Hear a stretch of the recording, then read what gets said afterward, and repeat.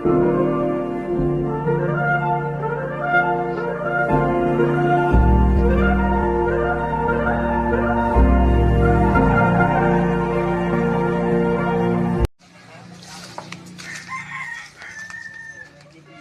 salihan pala ako ng basketball bukas.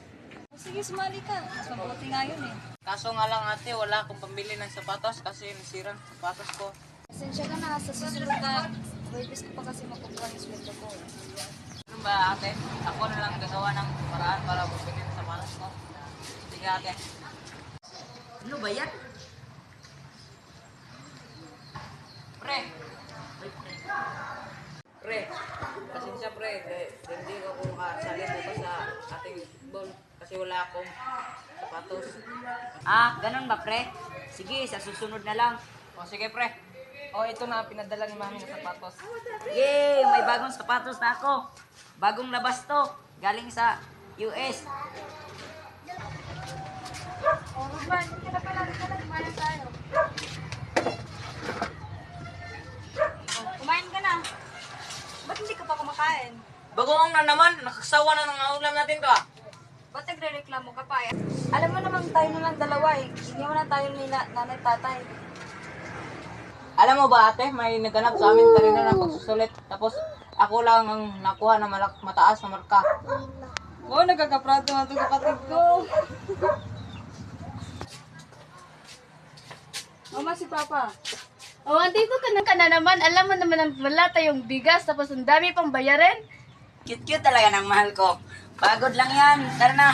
Punta na tayo sa kwarto. Anong tara na? Ayay! Sana yung pera, ibigay mo sa akin.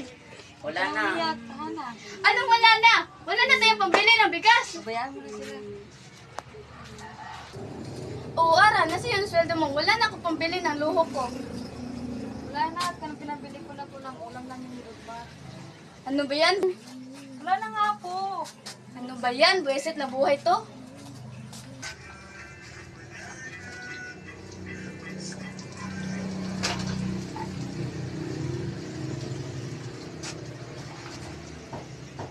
Ikaw ba din?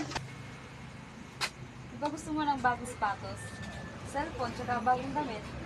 Kaya ako nagbahalap punta na lang ako ng bagong sapatos. Yan. Talaga ba ate? Salamat ate. Oo naman, at aalis na din tayo sa bahay na to. Kasi alis ko na ako sa para hindi ako na makapos ko. Ingat ka doon ate ah. Oo naman, para sa'yo.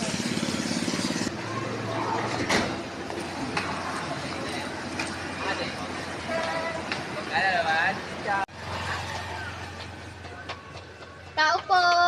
Sino yan? Stop. Nandiyan po ba si Rudmar? Rudmar, may naghanap sa'yo. Sino ba yan? Ano si Rudmar? Opo, bakit? Pinapakuha ka na ng ate mo. Talaga ba? Pupunta na tayo sa bahay. Ang kapal na mukha ng ate mo. Ako nagpapakain sa'yo tapos kukunin ka lang. Mas makapal ang mukha nyo. Eh lahat na nga ng sweldo ng ate niya ay kinukuha nyo. Hindi pa kayo nakontinto. Utang pa kayo ng utang. Sana naman ko pa sila kinuha. Tara na, Rudmar.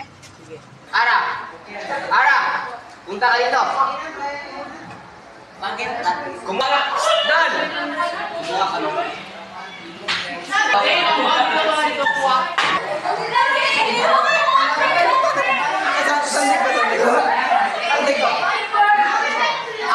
Sumasagot ka pa! Tandaan mo, matulog ka lang dito! Pa! Huwag mong saktan ang ating katulong! Huwag kang makialam, anak ka lang! Action. Okay lang naman ang pabunso. Ikaw ba, kamusta ka na? Okay din ate. Ate, salamat pala sa ibinala mo sa akin na sapatos ha. Mabuti naman. At saka pala, ginugulo ka pa ba ni Tia? At saka pala ate, malapit na ang Pasko sa atin. Uuwi ka ba ba? Oo naman bunso, magsasama na tayong dalawa. Magagawin pa kasi ako. Teka lang ate, umiyak ka ba ate? Sige na bunso, may gagawin pa kasi ako dito. Hoy! Alam mo ba kung ano ka dito? Katulong ka lang? Eh bakit ano yung naririnig ko? Pati asawa ko, kinukuha mo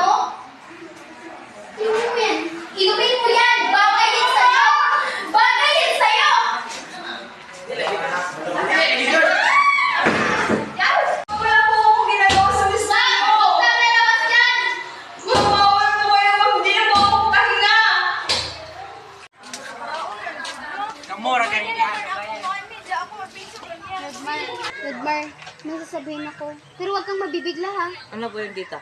Yung ate mo kasi, hindi na siya makakasama sa atin sa Pasko. Bakit po, tita?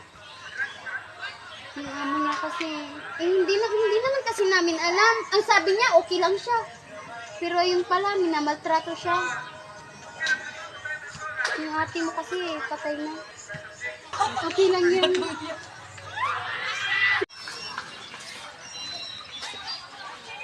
Meron ng bagong sapatos, damit, at napaayos ng bahay. Ako naman yan kung wala na sa ate. Ate, miss na kita, ate. Sana nandito ka na ngayon. Alam mo ate, natupad natin. Ate, mag-iingat ka dyan ha. Paalam ate.